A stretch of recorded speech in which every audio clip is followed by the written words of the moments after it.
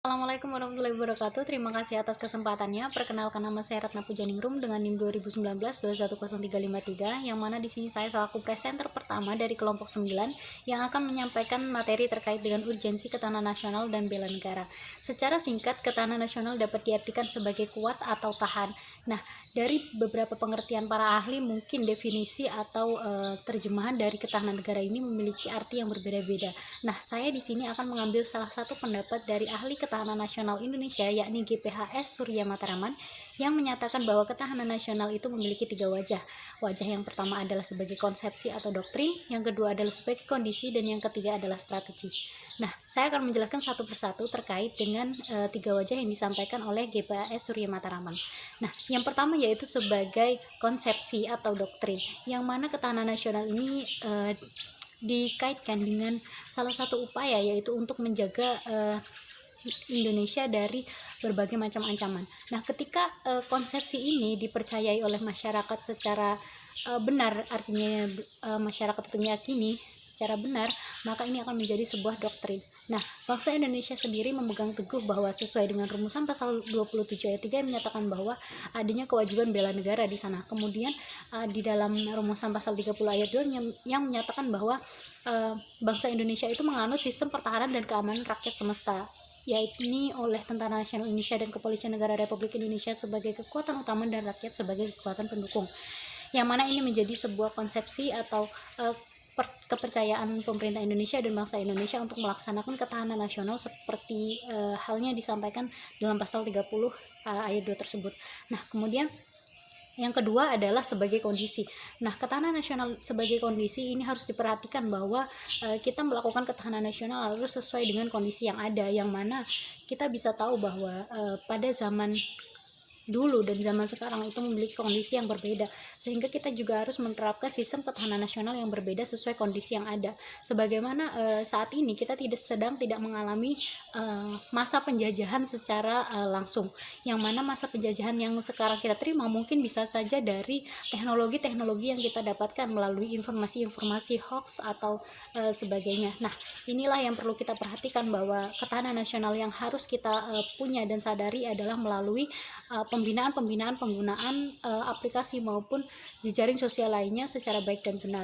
Nah, kemudian yang ketiga adalah sebagai strategi. Nah, ketahanan nasional sebagai strategi ini maksudnya adalah untuk menghadapi bagaimana kita dapat sebagai negara itu dapat mengembangkan sistem ketahanan yang bisa kita pakai sampai suatu saat nanti, sehingga kita bisa menyusunnya pada hari ini dengan kita menelaah dan mengevaluasi lebih jauh bagaimana sih masalah-masalah ketahanan nasional yang ada, kemudian kita menjadikan hal ini sebagai strategi atau rencana masa depan untuk lebih memperkuat ketahanan dan bela negara di Indonesia.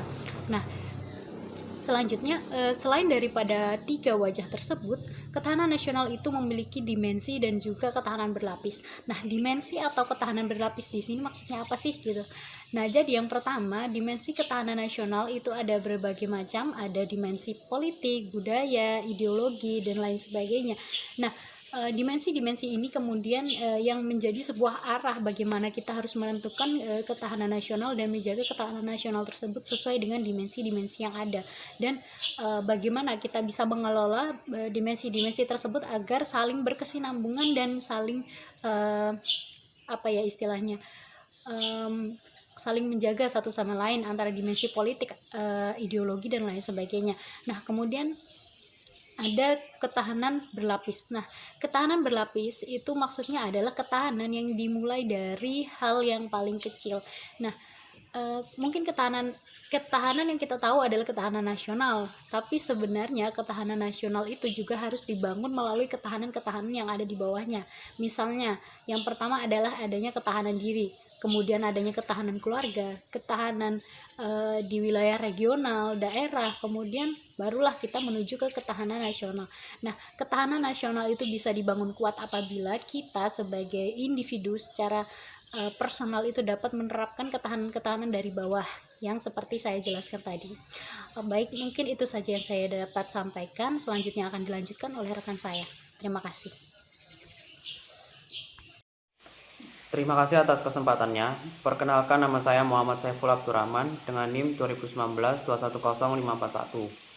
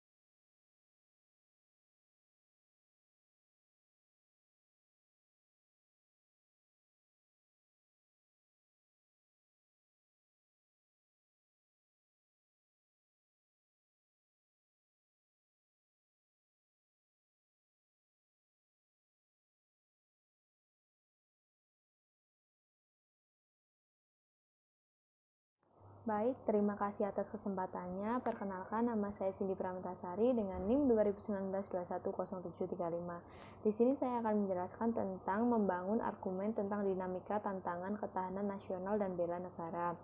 Pengalaman sejarah bangsa Indonesia telah membuktikan pada kita konsep pertahanan nasional kita terbukti mampu menangkal berbagai bentuk ancaman sehingga tidak berujung kepada kehancuran bangsa atau berakhirnya NKRI. Setidaknya ini terbukti pada saat bangsa Indonesia menghadapi ancaman komunisme pada tahun 1965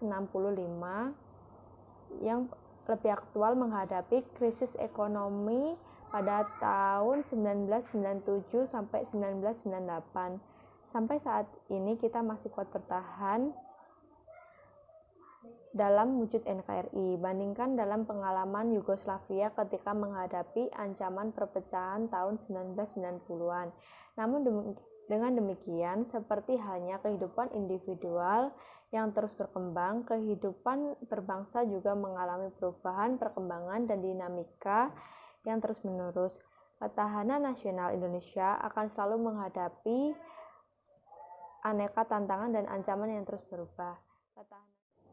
Ketahanan nasional sebagai kondisi salah satu wajah TANAS akan selalu menunjukkan dinamika sejalan dengan keadaan atau objektif ada di masyarakat kita. Sebagai kondisi, gambaran TANAS bisa berubah-ubah, kadang tinggi, kadang rendah. Jadi selanjutnya saya akan membahas tentang esensi dan urgensi dari ketahanan nasional. Apa sih yang dimaksud dengan esensi dan urgensi ketahanan nasional itu? Yaitu pada hakikatnya adalah kemampuan dari suatu bangsa atau negara dalam menghadapi segala bentuk ancaman yang dewasa ini semakin luas dan semakin kompleks. Selanjutnya saya akan membahas tentang 8 model Astra-Gatra. Yang pertama itu kita bahas tentang pengertiannya. Model Astra-Gatra merupakan perangkat hubungan bidang-bidang kehidupan manusia dan budaya yang berlangsung di atas bumi dengan memanfaatkan sumber daya alam yang dapat dicapai dengan sebuah kemampuan. Yang pertama kita akan bahas tentang gatra letak dan kedudukan geografis atau wilayah. Hal ini menentukan kekuatan nasional negara. Hal yang terkait dalam wilayah negara meliputi bentuk wilayah negara, luas wilayah negara, posisi geografis, dan daya dukung wilayah negara. Yang kedua yaitu gatra keadaan dan kekayaan alam. Pengelolaan dan pengembangan salah satu indikator dari ketahanan nasional. Yang pertama adalah potensi sumber daya alam wilayah. Yang bersangkutan mencakup sumber daya alam hewani, nabati, dan tambang. Yang kedua, kemampuan mengeksplorasi sumber daya alam. Yang ketiga, pemanfaatan sumber daya alam dengan memperhitungkan masa depan lingkungan hidup. Yang terakhir, kontrol atau kendali atas. Yang ketiga yaitu gatra keadaan dan kemampuan penduduk. Sangat besar pengaruhnya terhadap upaya membina dan mengembangkan ketahanan nasional serta penduduk ini meliputi jumlah, kuantitas, komposisi, persebaran, dan kualitasnya. Yang keempat yaitu gatra ideologi, menunjuk pada perangkat nilai-nilai bersama yang diyakini baik untuk mempersatukan bangsa dan tercermin dalam Pancasila. Yang kelima adalah gatra politik, berkaitan dengan kemampuan mengelola nilai dan sumber daya bersama agar dapat konstruktif untuk pembangunan dan diwujudkan dalam sistem politik yang diatur menurut konstitusi negara dan dipatuhi oleh segenap elemen bangsa. Yang keenam adalah gatra ekonomi. Ekonomi yang dijalankan oleh suatu negara merupakan kekuatan nasional negara yang bersangkutan terlebih di era global. Dalam rangka mendukung kekuatan ekonomi bangsa, sistem ekonomi yang kuat dapat meningkatkan ketahanan ekonomi yang bersangkutan. Yang ketujuh adalah gatra sosial budaya. Kondisi sosial budaya masyarakat di Indonesia disokong dengan lebih baik oleh Saloka Bhinneka Tunggal Ika, Selama suaka ini dijunjung tinggi, maka ketahanan sosial budaya masyarakat relatif terjaga. Yang terakhir, yang ke-8, yaitu kata pertahanan keamanan negara. Pertahanan negara di Indonesia bersifat semesta dengan menempatkan TNI sebagai komponen utama. Pertahanan didukung komponen cadangan dan komponen pendukung, terutama dalam hal menghadapi bentuk ancaman militer. Selanjutnya, presentasi akan dijelaskan oleh rekan saya. Terima kasih. Assalamualaikum warahmatullahi wabarakatuh. Terima kasih atas kesempatannya. Nama saya Konita Indriswari Putri dengan NIM 2019-210742. Di sini saya akan menjelaskan tentang esensi dan urgensi bela negara. Terdapat hubungan antara ketahanan nasional dengan pembelaan negara atau bela negara. Bela negara merupakan perwujudan warga negara dalam upaya mempertahankan dan meningkatkan ketahanan nasional bangsa Indonesia. Keikutsertaan warga negara dalam upaya menghadapi atau menanggulangi ancaman hakikat ketahanan nasional dilakukan dalam wujud upaya bela negara, yaitu bela negara secara fisik dan non-fisik. Yang pertama adalah bela negara secara fisik. Menurut Undang-Undang Nomor 3 Tahun 2002 tentang Pertahanan Negara, keikutsertaan warga negara dalam bela negara secara fisik dapat dilakukan dengan menjadi anggota TNI dan pelatihan dasar kemiliteran. Bela negara secara fisik adalah memanggul senjata dalam menghadapi musuh atau secara militer. Rakyat terlatih terdiri dari beberapa unsur, seperti resimen mahasiswa atau menwa, perlawanan rakyat atau wanra, pertahanan sipil atau hansip, mitra babinsa, dan organisasi kemasyarakatan pemuda atau OKP yang telah mengikuti pendidikan dasar militer, dan lain-lain. Rakyat terlatih mempunyai 4 fungsi, yaitu ketertiban umum, perlindungan masyarakat, keamanan rakyat, dan perlawanan rakyat. 3 fungsi yang disebut pertama umumnya dilakukan pada masa damai atau pada saat terjadinya bencana alam atau darurat sipil, di mana unsur-unsur rakyat terlatih membantu pemerintah daerah dalam menangani keamanan dan ketertiban masyarakat. Sementara fungsi perlawanan rakyat dilakukan dalam keadaan darurat perang, di mana rakyat terlatih merupakan unsur bantuan tempur. Bila keadaan ekonomi dan keuangan negara memungkinkan, maka dapat pula dipertimbangkan kemungkinan untuk mengadakan wajib militer bagi warga negara yang memenuhi syarat seperti yang dilakukan di banyak negara-negara lainnya. Gagasan ini bukanlah dimaksud sebagai upaya militerisasi masyarakat sipil, tapi memperkenalkan dwi fungsi sipil. Maksudnya sebagai upaya sosialisasi konsep bela negara, di mana tugas pertahanan keamanan negara bukanlah semata-mata tanggung jawab TNI, tapi adalah hak dan kewajiban seluruh warga negara Republik Indonesia. Yang kedua adalah bela negara secara non-fisik. Menurut Undang-Undang Nomor 3 Tahun 2002 tentang Pertahanan Negara, keikutsertaan warga negara dalam bela negara secara non-fisik dapat diselenggarakan melalui pendidikan kewarganegaraan dan pengabdian sesuai dengan profesi. Pendidikan kewarganegaraan diberikan dengan maksud menanamkan semangat kebangsaan dan cinta tanah air. Berdasarkan hal itu, maka keterlibatan warga negara dalam bela negara secara non-fisik dapat dilakukan dengan berbagai bentuk, sepanjang masa dan dalam segala situasi. Misalnya dengan cara yang pertama, mengikuti pendidikan kewarganegaraan baik melalui jalur formal atau non-formal. Kedua, melaksanakan kehidupan berdemokrasi dengan menghargai perbedaan pendapat, tidak memaksakan kehendak dalam memecahkan masalah. Yang ketiga, pengabdian dengan tulus kepada lingkungan sekitar dengan menanam, memelihara, dan melestarikannya. Yang keempat, berkarya nyata untuk kemanusiaan demi kemajuan bangsa dan negara. Yang kelima, berperan aktif dalam ikut menanggulangi ancaman, terutama ancaman militer, misal menjadi sukarelawan bencana banjir. Selanjutnya, mengikuti kegiatan mental spiritual di kalangan masyarakat agar dapat menangkal pengaruh-pengaruh budaya asing yang tidak sesuai dengan norma-norma kehidupan bangsa Indonesia. Dan masih banyak lainnya. Terima kasih. Sekian presentasi dari kelompok kami.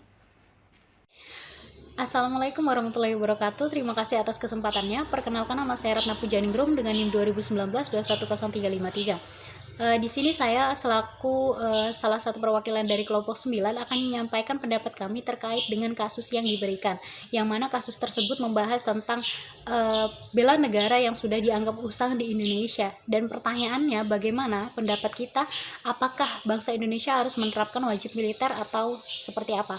Nah, sebelum melangkah lebih jauh, saya akan kembali menerangkan dan kembali meninjau materi yang awal tadi terkait dengan kasus ini. Yang pertama yaitu sesuai dengan rumusan pasal 27 ayat 3 menyatakan bahwa kita itu diwajibkan untuk ikut serta dalam upaya bela negara. Dan yang kedua selanjutnya adalah terkait dengan pasal 30 ya bab 12 terkait dengan pertahanan dan keamanan negara. Yakni di pasal 30 tersebut dinyatakan bahwa kita menganut sistem pertahanan dan keamanan rakyat semesta oleh Tentara Nasional Indonesia dan Kepolisian Negara Republik Indonesia sebagai kekuatan utama dan rakyat adalah sebagai kekuatan pendukung. Nah, itu juga didukung di pasal 30 ayat 3 dan 4 yang menyatakan terkait dengan peran dan fungsi dari Tentara Nasional Indonesia dan Kepolisian Negara Republik Indonesia. Yang mana Tentara Nasional Indonesia secara singkat saya gambarkan adalah untuk menjaga dalam hal pertahanan negara, sementara Kepolisian Negara Republik Indonesia adalah untuk keamanan negara.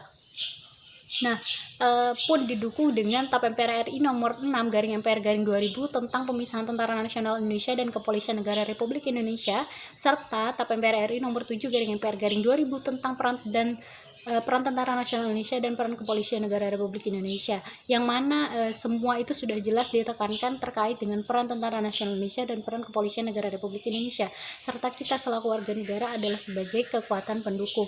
Nah, tentu dari apa yang saya jabarkan tadi, kelompok kami menyatakan kontra terhadap pernyataan tersebut. Mengapa?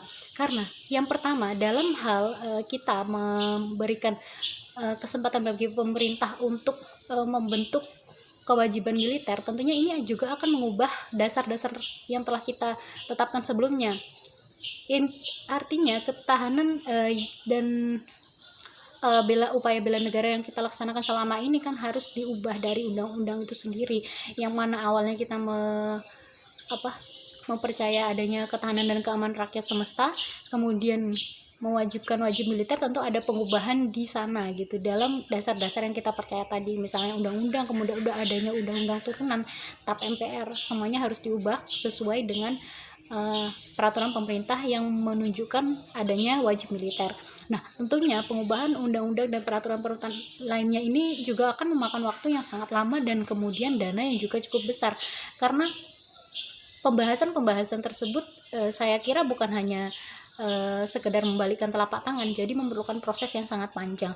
Nah, kemudian dari semua itu juga finansial yang seharusnya kita gunakan untuk hal-hal yang lebih penting, contohnya saja memperbaharui sekolah-sekolah yang rusak, kemudian rumah sakit yang kurang layak, itu kan jauh lebih penting daripada kita menerapkan wajib militer yang mungkin saja memang kurang efektif.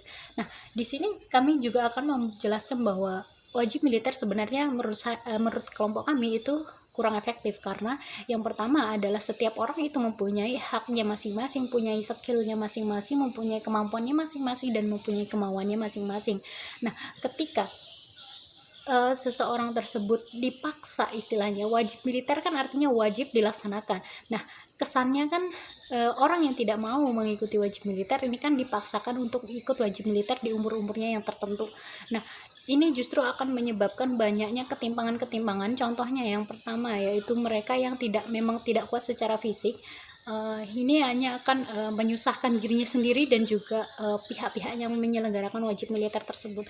Kemudian yang kedua, bisa saja terjadi perpeloncoan dan kekerasan lainnya yang dilakukan oleh oknum-oknum di pelatihan tersebut. Karena bagaimana ya, ketika seseorang menjadi anggota baru, kemudian ada pelatihnya, istilahnya bisa saja kan pelatihnya ini melakukan perpeloncoan dan lain sebagainya kepada orang yang dianggap tidak mampu tersebut. Nah, kemudian yang ketiga, ketidakefektifan ini bisa kita lihat mungkin di pelaksanaan wajib militernya. Apabila seseorang tersebut merasa tidak mampu, kemudian di tempatnya pelatihan tersebut saya kira hanya akan menyusahkan, kemudian hanya akan memberikan dampak-dampak yang membuatnya semakin tertekan secara mental, kemudian dan lain sebagainya gitu.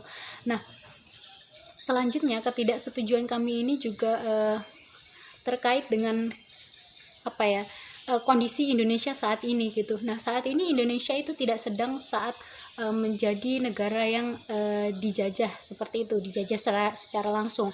Nah, penjajahan yang dilakukan oleh negara asing mungkin seperti yang telah saya sampaikan sebelumnya, bahwa kita itu dijajah secara teknologi dan perkembangan informasi saat ini, di mana banyak informasi-informasi yang salah, hoax dan sebagainya, yang menyebabkan kita juga salah arah. Nah, saya kira kita sebagai warga negara harus lebih memperhatikan ketahanan nasional dari segi teknologi tersebut gitu, bukan melakukan wajib militer yang justru malah menyusahkan pihak-pihak pemerintah sendiri gitu. Nah, kemudian selanjutnya adalah bela negara. Bela negara itu bukan hanya sekedar kita membela negara secara fisik, saya kira seperti itu, karena banyak sekali upaya-upaya bela negara yang lain yang menyatakan kita sebagai rakyat adalah mendukung pemerintah negara Indonesia melalui misalnya olimpiade sains nasional maupun internasional, regional.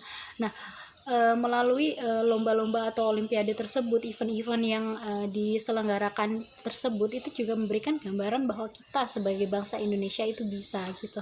Nah, jadi upaya bela negara itu bukan hanya sekedar kita melakukannya secara fisik, tetapi juga melalui kemampuan yang kita miliki, dan itu memang dapat dibanggakan oleh bangsa Indonesia. Mungkin saya kira seperti itu, dan terima kasih atas segala kesempatannya. Kami selaku kelompok 9 pamit undur diri, dan assalamualaikum warahmatullahi wabarakatuh.